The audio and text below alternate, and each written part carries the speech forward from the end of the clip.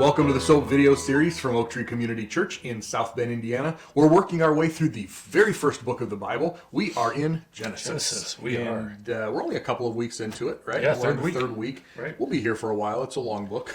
We will. So last week the big story was Noah.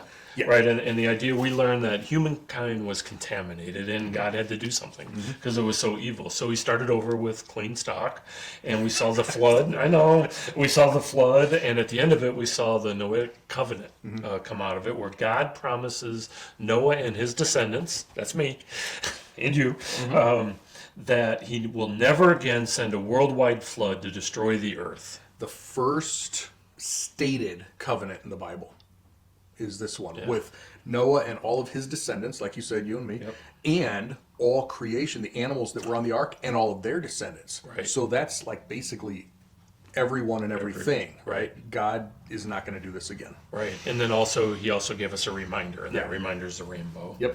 And then we ended with Noah's 3 sons spreading out across the earth to repopulate it. Yep. All right, so this week we learned that the whole earth had a common language and a common vocabulary, which makes sense. So we have to take a step back. So we're really only halfway through. We're in chapter 11, but on the timeline, we're only halfway through chapter 10.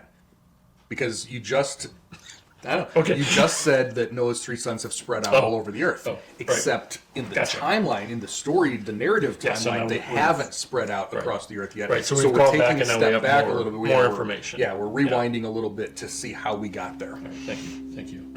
So many people settled in a place called Babel, and they decided to build a city and build a tower that ended up in heaven. And their reasoning was, we will make a name for ourselves, which I've always took that to be very prideful, right? Yeah. There's pride in there.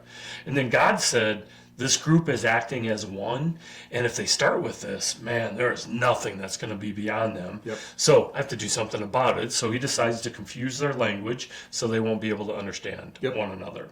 So again, I always thought it was pride, but God's statement seems more like, they're doing too much too fast. I need to slow them down. Yeah, I don't think it was so much the too much too fast as they are in a unified mind of rebellion.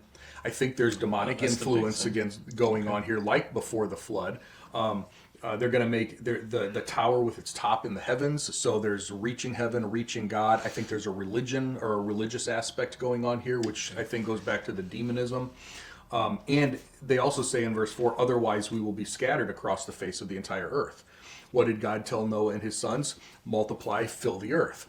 We're not going to go scattering across the earth. We're not. So there may be a pride thing, make a name for ourselves, but there's just this in God's face rebellion going on. We're not going to do what you said. We're going to do things our own way. And I love the fact that they're building a tower that goes up to heaven, right? And God says, I'm going to go down and check on that. They think they're so big, and it's like you and me bending down to, our kids or grandkids or whatever, their little Lego tower. Exactly. Yeah. Like, how high could they get? Well, it says they were using bricks. So. Right. All right. So now, now we have the scattering, and they seem to do it in clans and tribes. And I think we said last time, Ham's family sort of stayed in the Middle East and went down into northern Africa. Shem's family, where we get Shemites or Semites, that would be your Middle Eastern tribes and people. And then Japheth's family and clans went north. So think Europe and Asia. Right. So that would be like, that's where I'm from. That's where you're from. Our families, we would trace back to Japheth. Yeah. So God does confuse the language, and they scatter across the earth. Then we get into genealogy, and we start with Shem, and we go all the way down to Terah. And we always tell you to read these lists of names because there's always good things in there. There's not a lot of good things in there. Yeah. I mean, there's some, right? But it's worthwhile. Well, so what's interesting about this one, sorry to interrupt. Yeah. What's interesting about this one is that it doesn't say and then they died like chapter 5 did, but it's the numbers. Yeah. In chapter 5, so we're, genealogy. 700, 800, 900 years, and 300 years when this person was born. Well, it's 30 years when this person was born. I mean, a lot of those. Like we're talking, we're lopping off a digit, a zero at the end. Yeah. Right. The lifespans after the flood shortened dramatically. Right. Speaking of that, we also start to dramatically slow down ourselves from a time perspective. Oh, yeah. Right. The first 11 chapters we said would take, I forgot what it was going to take. 2,000-ish years. Yeah. Now the next so many chapters, 30 some chapters, is going to cover 400 years, I think, somewhere. Well, you've got about just round numbers. The book of Genesis, let's say, lasts about 4,000 years. Okay. Okay, so you've got 2,000 before the flood and another 2,000 after the flood, right? Yeah. Or no, sorry, no, that's wrong. The entire Old Testament takes 4,000 years. Before the flood is about up to Babel is about 2,000 years from chapter 12 here, chapter 11, 12 Yeah. to the end of the Old Testament. And I just did the end of Genesis. You're right. That's about 400 years to the end of the Old Testament. So the first 11 chapters and the other 38 books. Yeah. all together. Yeah, I was just going about to the other same. 38 chapters. Yeah, is where I was no, going you're with right. the My brain Genesis. switched that's fine. that. Yeah. That's fine. But either way, we have a dramatic slowdown, and instead of going through the genealogy of everybody, we're going to be sticking with some people. I mean, we do move from father to son, but it's a logical progression. Yeah, we're going to be working with 4 generations instead of 2,000 years. Yeah. All right. So Terah became the father of Abram, Nahor, and Haran, and Haran became the father of Lot. And the reason that's important, if you don't know, we'll see that Abram becomes Abraham, Father Abraham, the grandfather of Israel, and Lot's wife gets turned into the pillar of salt. Yeah. That's the big thing there. Yeah, so Abram's brother, Haran, Lot's father, dies here, doesn't make the trip, the whole thing that we're going to see. So Lot gets Haran's inheritance. So he is already rich by himself. Okay. Abram, may or may not be yet, but Lot already has his inheritance, which is going to show up in a future chapter here. Yeah, soon. Yeah. So Abram marries Sarah. Is that the right way to say it? Yeah. She is barren, at least for now. Part of our story. I think you had some half sister from. Yeah, we find out later that she is his half sister, same father, different mother. Okay. But we find that out several chapters down. It does come up because Abram twice is going to say she's my sister, and instead of mentioning her as his wife, he says sister. It's true, but it causes trouble in a couple of different times. So Terah takes Abram and Lot and their wives, and they set from where they were, and they're going to go to Canaan. And they came to, was it Haran, and settled there? Yeah. And then the dad dies. Terah dies. Yeah, at some point we don't know. But so basically, is in modern day, let's say Kuwait, down on the Persian Gulf. Okay, so you're going to follow the river, the Euphrates River, all the way up north into modern day Syria, and you come to Haran. Okay, it's not this. It looks the same as his brother's name. It's actually pronounced a little bit differently. And that and Haran were both worship centers for these false gods, these pagan gods. Okay, and Joshua chapter 24 tells us that Terah and Abram were worshipers of these false gods before God called Abram. Right. Okay, so they came to this other worship center. It's a busy place. It's a big city. New York, L.A. Whatever. And Terah decides he was going to stay there. Okay, well, God has already told Abram to go. Chapter 12, when we see this, is actually the second time. God's told Abram to go to Canaan, except he doesn't go. He just stays and parks there. And we don't know how long it is until Terah dies, and then God finally comes back and says, are you ready to obey me? Yeah. So in chapter 12, God tells Abram what will become the Abrahamic covenant, which we'll get into. But first, Abram has to leave where he's at. Yeah. He can take his relative, or he needs to leave his relatives and his father's household. Yeah. Right. Put that behind him, and God would show him where to go. Yeah. Which is what he was supposed to do before, and he didn't do it. Yeah. Right. But he's getting another chance. Well, see, but now the reason I brought Lot's inheritance up, because now Abram has his inheritance because his dad has died, and so now he's wealthy too. He's rich, and we'll find out rich. Yeah. So we've got a little bit of that going on. There's some death that sets up the rest of this narrative. Okay. And the promise is, if he follows God, I will make you into a great nation. I will bless you. I will make your name great so that you will exemplify divine blessing. I will bless those who bless you, but the ones who treat you lightly, I must curse, Yeah. so that all the families of the earth may receive blessings through you. Yeah. Yeah, that's a big deal that shows up multiple times in Genesis, shows up into the New Testament. Yeah, Because and there's a lot there. Oh man, to tons of unpack. stuff. Yeah. So we're going to be keeping track of how old this guy is too. So Abram's 75, and he and Lot and the wives left, and then notice it also says plus all the possessions and people. Yeah. And like you said, they were rich and they were powerful, and this was a force that was going. This wasn't two guys in a wagon. Right. Yeah. We don't know if Lot was married yet. His wife is never actually mentioned here. So you got Abram, his wife, nephew Lot, and all their possessions and people. So you can think if you think Middle East, right? Abram would be considered like a sheik or a sheikh, right? Depending on how you pronounce it, right? This not a nomad necessarily, but he's living sort of like a nomad. He's a wanderer. He doesn't have a home yet at this point. Working through the desert, living in tents. You think of him as a Middle Eastern nomadic sheikh. Right. So. Right. So he ends up in Canaan. And God appears to him and says, to your descendants, I'm going to give this land. And Abram built an altar, and he continued to travel south. There was a famine in the land, so he decides he's going to end up to go to Egypt. You can read that event. We'll kind of skip over it here. Yeah, basically, verse 9 says he continually journeyed by stages down to the Negev. The Negev is the south. So literally he's coming from the north, and he travels north to south the entire land of Canaan. Then in chapter 13, when he comes out of Egypt, he enters the south of Canaan and starts to travel north, right? So he's, I don't know if he took the exact same route that he took before, but he's going in the other way. So Abraham returns with his wealth. So there's lots of people, lots of animals. And more wealth that he picked up in Egypt now. He's accumulated more, so he is richer now than he was. Every time he stops, he grows. And you got to assume lots the same way, or at the very least, he hasn't lost any. Yep. But the problem now is there's lots of people and lots of animals. Yeah.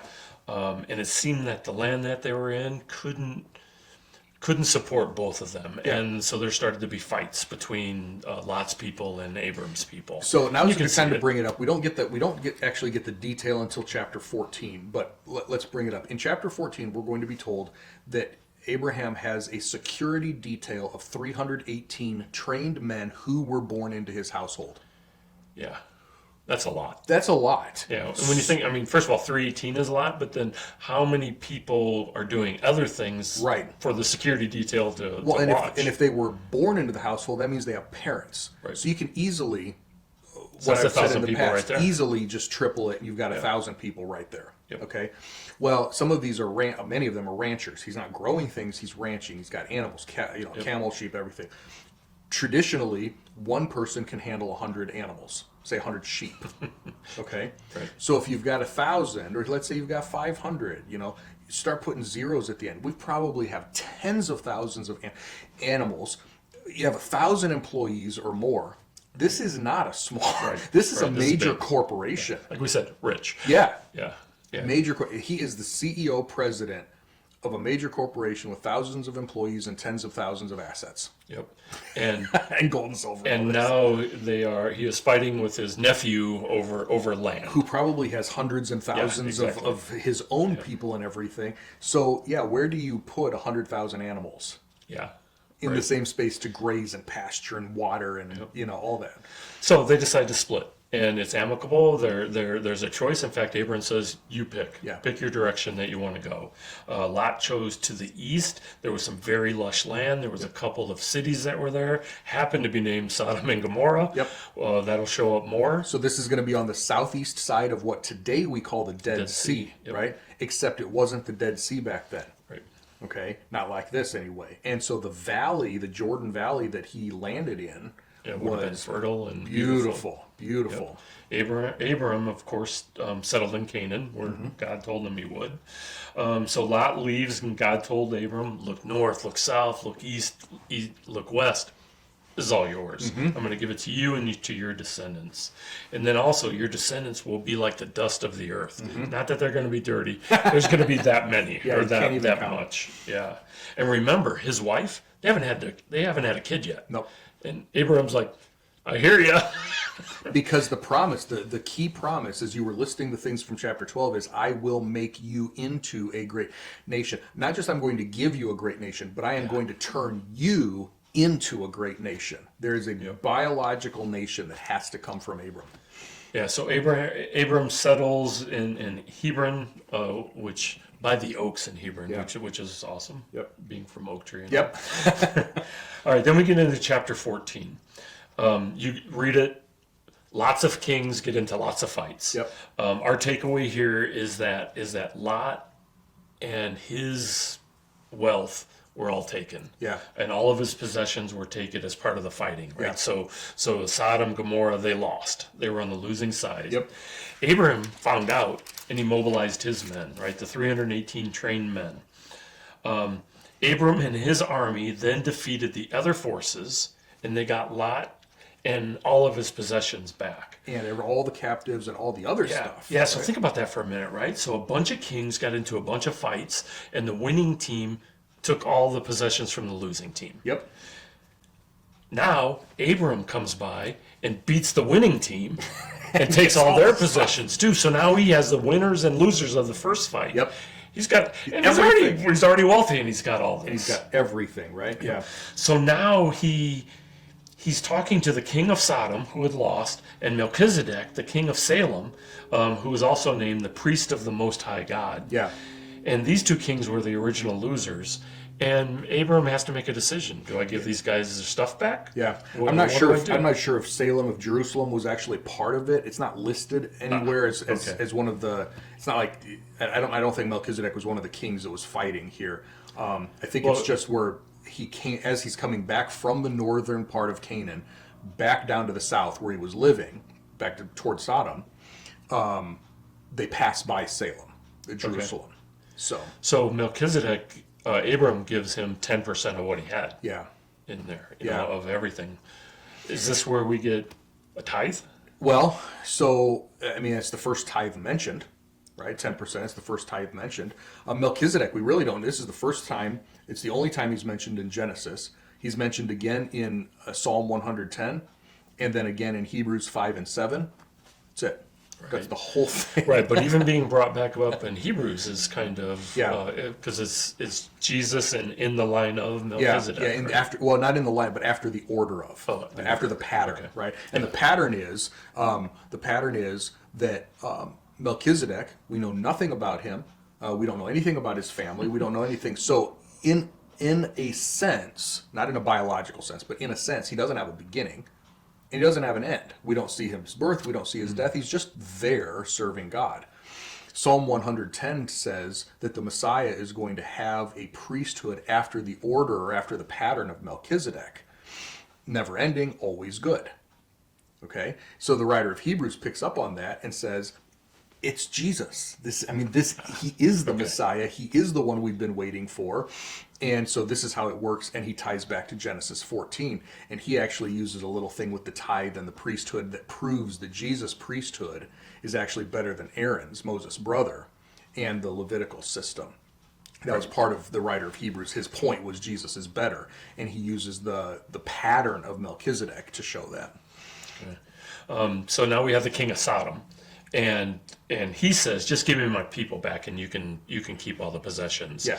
And Abram gives him everything back, but he also adds, I don't want you to tell everybody I got rich off of you. Yeah.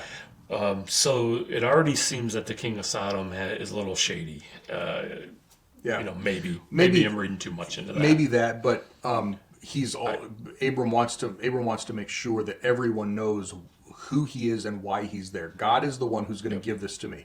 God just promised Abram, I'm going to give you everything, this whole land. And the king of Sodom's like, oh, no, go ahead and keep this stuff. He's like, no, you didn't give me anything. Yeah. You didn't give me anything. Yeah, there's also lots living right next to Sodom. It may be to keep that peace there too. Could be. At least Could part be. of it. I do see that there is a faith aspect where Abram is still really trusting God at this point. Okay, not that he's ever going to give that up. That's Okay, not what I mean. No, but he's really trusting God that God is going to be the one who's going to take care of him. Right?